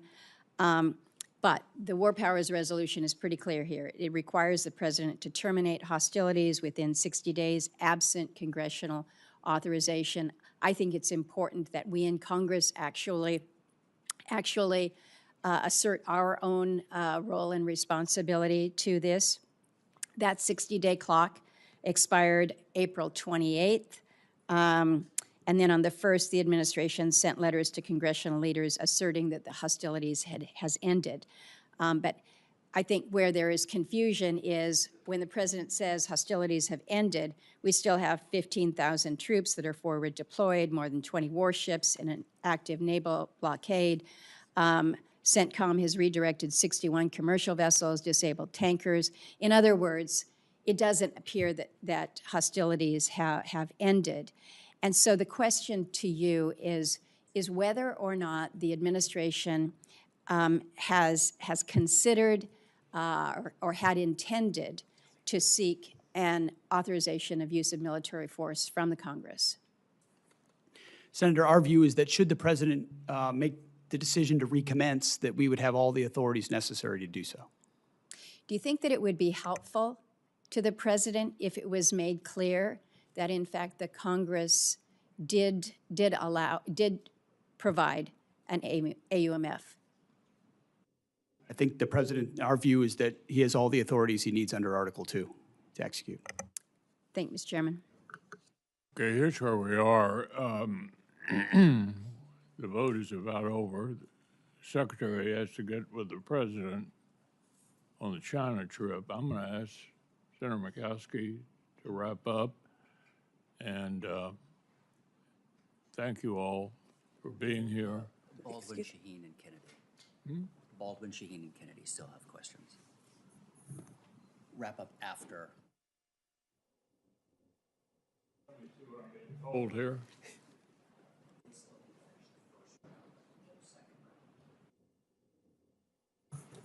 Yeah, obviously there's not a whole lot of time for a second round, so we'll get through everybody. And Senator Murkowski, I appreciate your taking over. Thank you. Secretary Hegseth, Chairman Kaine, thank you for being here today. Today is the first time either of you are appearing before this subcommittee since the abrupt choice was made to cancel the acquisition of the Constellation-class frigate, which was being built in Wisconsin. These ships were meant to provide vital capability to the Navy in the event of a future war against China. And they were certainly part of our calculus of deterrence through strength. Canceling this program placed thousands of jobs in Wisconsin at risk and left our fleet less prepared. You know, President Trump has talked a lot about making ships in America again. But I have to tell you, dramatic and misguided decisions like this pull the rug out from under our shipyards. The U.S. shipbuilding industry needs stability if we are ever going to compete with Chinese shipyards. Wisconsin workers who have decades of experience building world-class vessels that defend our nation, that serve commerce and provide transportation, they need stability as well. So I'd like to start with a question to you, Chairman Kaine, on the medium landing ships. The Navy's new amphibious ships, which will now be built at the same Wisconsin shipyards working on that were working on the Constellation class less than a year ago. How important are medium landing ships to future U.S. operations in the event of a war with China? Well, Senator, thanks for the question, and I do want to highlight, no matter what the policy decisions are, the great workers up there and in your state, and as the Joint Force considers the options that the medium landing ship would bring to the table in terms of assuring a mobility gap, in filling that gap and allowing us to project power at the Secretary and the President's choice in choosing. While not stepping into the Navy's boundaries and mindful that the CNO and SECNAV and acting SECNAV in this case will have views, I hope we'll carefully consider this capability and then, if appropriate, bring it forward to the Joint Force. Yeah.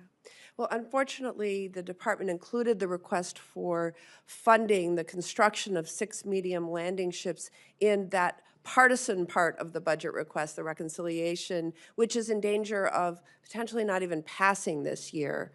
To be frank, it does not give me confidence that we are taking this program seriously. What would the impact be if Congress did not appropriate funding for the medium landing ships in fiscal year 27? And are you comfortable with the pace that the Navy is planning on building them, Chairman Kaine? Well, I'll acknowledge that I think it was yesterday or the day before that they released their shipbuilding plan. And given all the things that I'm juggling in this job that I'm so lucky to have, I've not gone and done a deep dive. So I'd like to come back to you. Please do. If you're okay with it on that matter, so that I don't wing it. Yeah, thank you. I want to now turn to the war with Iran. Yesterday, I had a chance to meet with service members who were injured in the opening days of the war.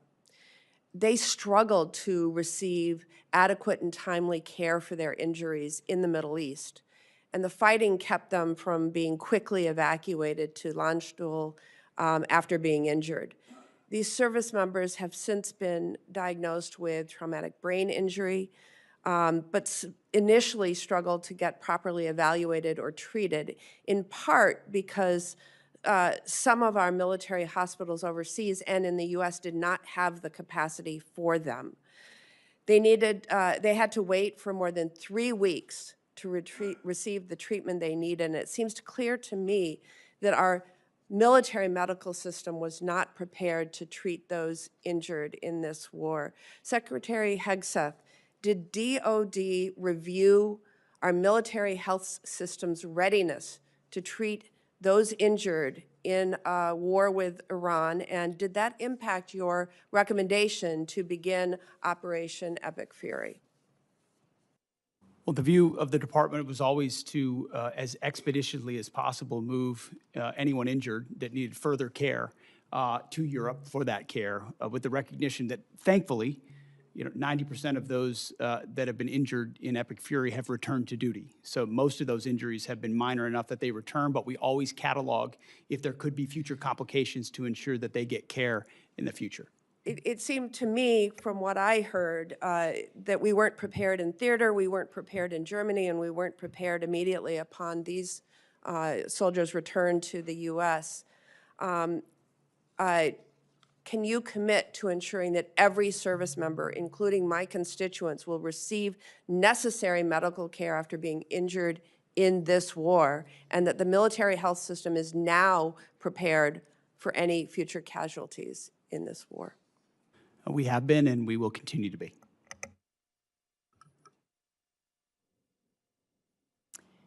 Senator Shaheen. Thank you, Madam Chair. And thank you both for being here, all three of you for being here. Since your testimony 2 weeks ago, Secretary Hegseth, before the Armed Services Committee, the department has sent over your legal review, which I appreciate, thank you, for use of security assistance funding for Ukraine. However, as was determined earlier in the testimony, funding still has not gone out the door. And I didn't hear you give a date when this committee or the Armed Services Committee can expect to hear or receive a spend plan for those dollars. General Kaine, the day of the testimony, got back to us as he said he would and explained that he had coordinated on the spend plan on April 13th. So that's been almost a month, and we still haven't gotten anything. So when are we going to see the spend plan for Ukraine? The spend plan for the European capacity building is in conjunction with No. EUCOM. I'm asking for the spend plan that we are providing. Are you suggesting the Pearl funding is part of that spend plan? Did I understand? The specific line item you? was European capacity building in the budget. I understand, And but as the a result, intent we're of working with Congress EUCOM to allocate it. was to spend that $400 million. I think you heard from Chairman McConnell, you heard from Senator Coons. There was discussion at the time with the Congress that those dollars were intended to be used for Ukraine. And the reason it was designated as it was because what we heard from Speaker Johnson was that the president was going to veto the bill if Ukraine was mentioned in it anywhere in the bill. And so that's why the determination was to use the term European, but the clear intent was for that money to be spent for Ukraine. So again, when is the money going to go out the door? When is this committee going to get the spend plan? Ma'am, we're expecting to see a final spend plan for that this week, and once we have it, we can provide it to Congress. And who still has to review the spend plan? So General Kaine's review isn't enough? Well, ultimately, and he passed me a note on this earlier, European Command is going to take the lead on ensuring this gets I know, deployed but most General effectively. So that's where Brankovich, as I pointed out 2 weeks ago, had already reviewed the spend plan. So we're not waiting for him to do that, as I understand. No, ma'am, I believe we are. I think EUCOM is trying to make a few tweaks to the spend plan. Okay, so when do we think we will get it? I believe we'll have it to you this week. Okay. And when do we expect money to go out the door once that spend plan is available? I don't know what they're putting in the spend plan, so I can't tell you what the schedule will be for contracting. That will matter. What they choose to buy with that money will determine how fast it goes out the door. Okay, if this committee doesn't come back to you, I can guarantee you the Armed Services Committee is going to come back to you and get an answer to that question. Secretary Hegseth, a number of members of Congress have expressed our concern that Iran is receiving intelligence support from Russia to target our service members, even as we loosen sanctions on the Kremlin. Russia's making $4 billion from oil sanctions relief because we've loosened those sanctions. As has been testified to, an Iranian Shahed drone costs about $35,000. That's enough money for hundreds of thousands of drones supporting Russia's war in Ukraine, and billions for Iran to reconstitute its industrial base. So if one of the goals that's been outlined by the president as part of this war is to destroy Iran's defense industrial base, don't you think we ought to be putting more pressure on Russia and putting those sanctions back on those Russian oil ships so that they are not continuing to fund Iran in this war? Senator, we know Russia is a nefarious actor on a lot of levels and account for that, but I would say the destruction of Well, Iran's defense but all- industrial base has been highly All effective evidence in to the this effort. contrary. We're not accounting for that if we're giving Russia the opportunity to earn $4 billion a month, $20 billion by the end of the year if we leave those sanctions lifted for that time, Saying that during which they can continue to fund Iran. Well, the destruction of defense continue of to Iran's provide defense oil industrial to base China. has been clear and overwhelming. The destruction of Iran's defense industrial base has been clear and overwhelming. Well, it's certainly not clear to me as a member of the committee because what we see is Iran still producing drones. They're still engaged in this conflict. We have not won this war There's a despite difference between the rhetoric. pulling a drone out of a cave that's been collapsed and producing more drones. That's a different thing. Well, maybe so, but if Iran still has almost 50% of their missile capacity and the ability to pull drones out of caves and still injure our allies and U.S. service members, then we have not won the war. We are told that Senator Kennedy should be here in mere minutes, and so Senator Coons, if you want to ask a couple questions until he arrives. Thank you, Senator Murkowski. Mr. Secretary, I'm just going to follow up on the questions I asked in my first round and the questions that have been asked by members of both parties.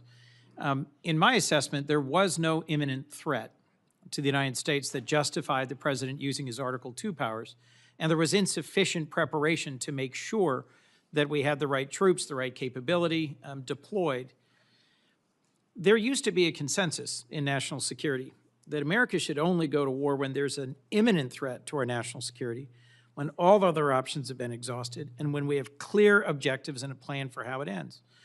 As General Kaine testified, the military was given 3 clear goals: sink the Navy, attack and destroy the ballistic missile launchers, and degrade their defense industrial base, and you've accomplished those. But President Trump celebrated regime change after saying that regime change was the real goal. And our NATO allies have delivered. They have allowed overflight. They have allowed projection of force despite not being consulted. You said just a few moments ago, Mr. Secretary, we control the Strait. But it's clear that reopening the Strait of Hormuz for commercial traffic eludes us, in no small part because Iran retains a robust stockpile of cheap, lethal Shahed drones, and they are getting help from our adversaries in rebuilding them. What is your plan for reopening the Strait of Hormuz, Mr. Secretary? I would just note that the majority of your question was highly disingenuous and loaded with suggestions that I very much don't agree with. From the beginning, please feel free, sir, to pick any one of those From the things. beginning, we've been very clear about the military objectives and Yes. the underlying strategic objective, which is preventing Iran from getting a nuclear weapon. Yes. Take, for example, the fact that Iranians' conventional Navy, they had aircraft carriers with Shahed drones on them before this started. They had full-on destroyers and battleship capabilities, none of which they have anymore. And Did the their inability Iranian to- Navy have aircraft carriers? Iranian Navy had 3 drone aircraft carriers. The Iranian Navy They had had 11 launch submarines. platforms for drones, sure. They had 11 submarines. And you've They had sunk a all of the terror regular Navy. Great, good. They retain fast boat capabilities, which they've always had. We understand that, which we can control for and will. We've degraded almost completely their defense industrial base capabilities. The idea that they control anything, you can terrorize something, you can hold it at issue with piracy, as I've talked about at the Pentagon podium time and time again. Correct. That doesn't mean you control it. We control what goes in and out, and we control whether or not we have to restart conflict. The president does as well. Mr. So Secretary. we're the ones that will manage where this goes in the future, and they have very limited ability to set the tempo or respond to it, and that gives the president a lot of options to ensure that Iran never gets a nuclear weapon. The connection between their ability to close the Strait of Hormuz using fast boats and Shahed drones and our strategic goal, shared broadly, to prevent them from ever having a usable nuclear weapon is utterly unclear to me. And my question was, what's the plan for reopening the Strait of Hormuz to commercial traffic, given shared broadly but skyrocketing never prices? executed. Shared broadly but never executed because previous administration didn't have the willingness to actually do what it would take. And when Iran was at its weakest moments following the 12-day war, but still wanted the pursuit of a nuclear capability, President Trump made the courageous decision to go at their conventional umbrella and shield, which they were using to protect their nuclear program, which we knew came with threats and branches and sequels. My which we've concern, accounted Mr. for. Secretary, is that you've achieved a series of tactical successes, but are on the verge of a strategic loss because we are now negotiating. I just think it's so foolish. demand. Here we are in a committee in the United States Senate, 74 days in, and you're talking about strategic loss. We have the ability to 74 defeat a days in. 47-year threat of a pursuit of a nuclear weapon. We have more leverage than we've ever had. We've had incredible battlefield successes, and you're talking about a strategic loss, Mr. cloaked in Secretary. disingenuous questions. Mr. Secretary. This is how you Mr. undercut Secretary. efforts that could otherwise and are otherwise I am being not very your effective. enemy, sir. I am not your adversary. I share your goal of preventing Iran from ever having a usable nuclear weapon. To finish my sentence, control of the Strait of Hormuz, the ability to degrade our partners and allies' gas and oil production capabilities through cheap drones, the ability to harass and harry commercial shipping remains in Iran's hands. And their demands are that we recognize sovereignty for them over the Strait of Hormuz, which I believe our president's rejected, you've rejected, I reject. But my question remains, how do we reopen the Strait of Hormuz to commercial shipping? If we control it, how do we reopen it? And your average American is seeing this at the gas pump every single day as the cost of gas continues to rise. Senator Coons, I know that your question has not yet been responded to. And it deserves an answer. It does But I also deserve an understand I'm answer. delaying my colleagues. But that's the question that deserves an answer, Mr. Secretary. We do have Senator Kennedy, followed by Senator Murphy, and I know that Secretary has a time departure. Thank you for your indulgence, Thank you. Madam Chair. Thank you. Mr. Secretary, welcome. Can we agree that if you took President Xi Jinping and turned him upside down and shook him, that the African country of Mauritius would fall out of his pocket? I don't know if we can, but I'd like to indulge you on that. Well, let me try it another way. Mauritius is good friends with China, is it not? I understand there's some level of a relationship there. Yeah. Yeah, like they're BFFs or whatever the young people call it. Prime Minister Starmer wants to give Diego Garcia and the Chagos Islands to Mauritius, which has virtually no connection with the Chagos Islands, who will promptly give a spare key to Diego Garcia to China. Is that accurate? What I would underscore is that Diego Garcia is a very strategic location, and having the ability to operate there for the United States military is going to be critically important in the future. Starmer wants to give it away, does he not? As President Trump has stated, there's been some pretty bad deals made by the Brits as it pertains to Diego Garcia. I'd like to hear you, I mean, the president's been back and forth on this, and I've talked to him a lot. He is not going to agree to that, is he? No, as the president has stated, it was a bad deal that was cut by the UK and Prime Minister Starmer as it pertains to Diego Garcia, as evidenced by limitations that our troops could face in how we use that island. Yes. All right. I appreciate that. My understanding is that the classified information and unclassified, it's public, showed that our intelligence discovered that not that long ago, Iran had developed the supreme leader, now dead is fried chicken, but they have a new supreme leader, had developed a new game plan for their nuclear weapons program. And their game plan was to jack up missile, both ballistic and cruise missile production and drone production, and put together this huge stockpile of missiles and drones. At which point they would turn to the United States and Israel and the rest of the world and say, we're going to restart our nuclear weapons program. If you bomb us again like you did in June, we will destroy the Middle East. And by the way, our missiles can now reach Berlin and London and Paris. Is that my understanding of one of the reasons, the main reason we went into Iran? I think that's pretty well articulated, Senator, that they were trying to use the umbrella of their established conventional stockpiles to blackmail the rest of the world in pursuit of their own nuclear weapons. Now let's talk about Iran today. Can we agree that Iran, both the public and the private sector, is being held together right now with spit and duct tape? Spit and duct tape is not a doctrinal term, Senator, but I would agree with something along those It's a lines. Louisiana term. I mean, 7 out of 10 Iranians are out of work. We bombed their infrastructure. They've got 70% inflation. Their internet's shut off.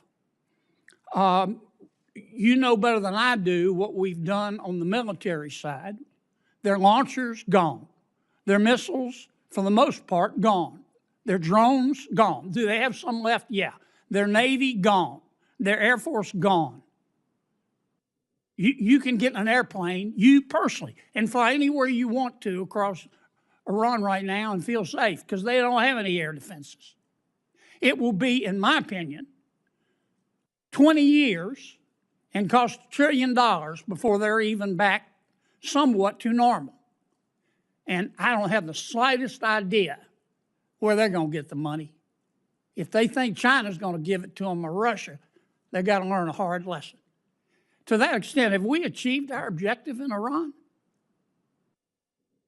Objective, as this president has stated from the beginning, is to ensure they don't get a nuclear weapon, and President Trump remains dedicated to ensuring that happens. And everything you described with the military degradation of their country was in service of ensuring they never get a nuclear weapon. This is what I never understood the president to say, I want a regime change in Iran, and I want to obtain all of their fissile material. I've never heard him say that.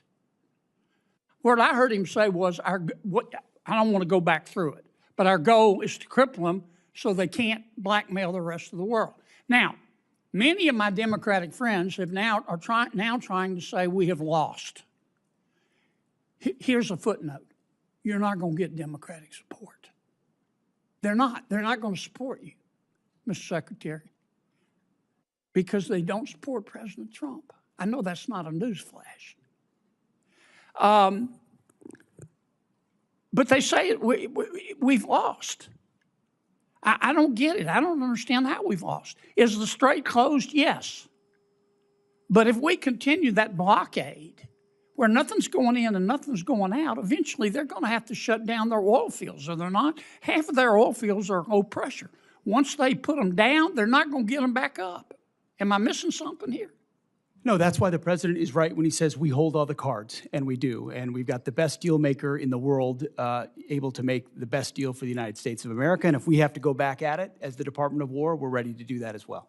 Well, keep two things in mind. You're not going to win over my Democratic friends. It's not worth getting your blood pressure up. Focus on other things. And number two, just keep this in mind. America first does not have to mean America alone. America first does not have to mean America alone. We need all the friends we can get. They need to carry their own weight. They need to pay their bills. But the more the better. I'm sorry I went way over, but I sure do appreciate Senator it. Kennedy. Senator Murphy. Thank you, Madam Chair. Thank you all for being here. Let me give you a chance, Mr. Secretary, to answer Senator Coons' question, which is a really simple one. How are we going to get the strait open? Because nothing matters more to our constituents than doing something about these spiraling gas prices, which are bankrupting families and farmers all across the country. And maybe let me ask it this way. This is the first time you've come before this committee, but in other briefings, people that work for you have told us in plain terms that there is no military mechanism to reopen the strait, that ultimately it will be a political decision made by Iran. And I think you're confirming that here today by suggesting that it will be economic pressure that will create a political imperative inside Tehran to open the strait. So can you just confirm for the committee that there is not a military mechanism or means to reopen the strait, that ultimately we have to essentially use diplomacy, economic diplomacy in this case, in order to convince Iran to make the decision to reopen the strait? I would say, Senator, there most certainly are military means by which we could open the strait, both on targets on land, and also with what we do with our naval capabilities, not to mention our naval blockade. Why haven't demonstrated you done, if that's true, and that's not what has been testified to us in private briefings, why haven't you done that already? Ultimately, a long-term, a preferred long-term approach would be a deal where they open it up, where they stop being pirates of international waters and allow countries from all nations to flow. You know, these aren't U.S. ships that are being blockaded there. These are ships from all around the world, creating much more pressure for other countries than ours. So the bad guy here is Iran, who's closing the strait through piracy effectively, because they really only have fast boat capabilities. We're blockading them. None of their stuff's getting out. They're feeling all the pressure. Okay, here's my follow-up question. You don't worry that through a study of history, you might come to the conclusion that you are overestimating their willingness to cave based upon economic pressure. The Russians believed years ago that Ukraine would cave because of the economic pressure they were putting on Ukraine. We thought the North Vietnamese would cave because of the economic pressure we were putting on them. Your own intelligence estimates, as has been reported, suggest that, in fact, the Iranians are in a position to hold out for potentially years. This is a high-risk strategy to hope that this economic pressure will eventually cause them to voluntarily reopen the strait when there's plenty of evidence from military history to show that countries that are being attacked or invaded or occupied are actually willing to put up with a whole lot of economic misery in order to preserve national pride. Well aware. We understand all of those historical case studies, and it's not just economic pressure. There's military pressure, diplomatic pressure. We certainly have a lot more military pressure we can bring to bear if the president were to choose to do so. I think there are a lot of different dynamics that cards that the president can play, holding all of them to ensure even greater economic pressure or even greater military pressure in Iran. And they know that, and that's why the negotiations are serious and ongoing right now about giving up their nuclear capability, because they understand. And the problem is time is not on our side here. I believe you are being way too optimistic in your assessment of their potential to cave. But if this goes on for another 30 days, there are going to be thousands more farms that will go bankrupt. There are going to be families that are going to be ruined. And so time is not on our side. And I just don't believe that Iran is ready to capitulate yet. And if they capitulate in a year, there's going to be a whole lot of families and businesses that are ruined in the United States. General Kaine, let me finally ask you a question about what seems to be a difference of opinion between the intelligence services that you rely on and the public statements of the President of the United States with respect to our war objectives. The Secretary and others in the President's cabinet have said very clearly that our war objective is to destroy Iran's missile and drone program. The President said just a week ago that Iran maybe had 18 to 19% of their missile capacity left. But there is public reporting suggesting that our intelligence agencies say that Iran still has 70% of their missile and drone capability, which would be a failure of our objectives if that were to be true. What can you tell us about the number of missiles and drones that they have left, and do you dispute that intelligence estimate? Sir, I'm not going to comment, with deep respect for the question, I'm not going to comment in this forum on what may or may not have been opined on by the IC, which would suggest a leak or a confirmation of any intel. So while I appreciate the question, I hope you'll also appreciate my not answering it.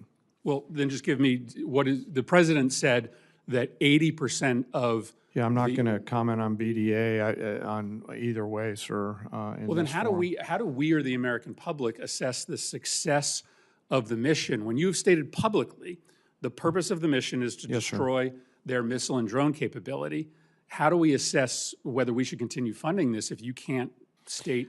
Well, I'm not going to answer what you guys in the Congress considers the decision criteria around continued funding or not. What I know is that I've not read the report that you're talking about. All of our battle damage assessment matters are classified, and it would be inappropriate for me to comment in this forum on that. And I appreciate the question, but I'm not going to answer it. Let me just put it to Secretary Hegseth. The President said that 80% of their missile capacity had been destroyed. This public report says it's only 30% Can you give us an answer as to what the real number is? I mean, I would answer the same way as the chairman. Not talking to this committee about the damage assessments? Not Okay. validating leaked information that could be wrong or not wrong. Why would I validate what Well, no, just tell us people what may the number leak or is. not leak? You're- This is you- not a classified well, you setting. said We don't you're- talk about those things. And you Senator like to talk Murphy. about them on TV, we don't talk about them here. I would perhaps suggest that, that some of these questions and responses are perhaps best in a classified setting. But I also acknowledge that we are not in a classified setting. We have held the secretary and the chairman longer than I think they had anticipated. Senators have 1 week to submit additional questions for the subcommittee's official hearing record. We request for a response from our witnesses within 30 days of receiving these questions. The subcommittee stands in recess, subject to the call of the chair, and I would ask those in the audience to remain in their seats until Secretary and General Kaine depart. And safe travels to you to China. Good luck.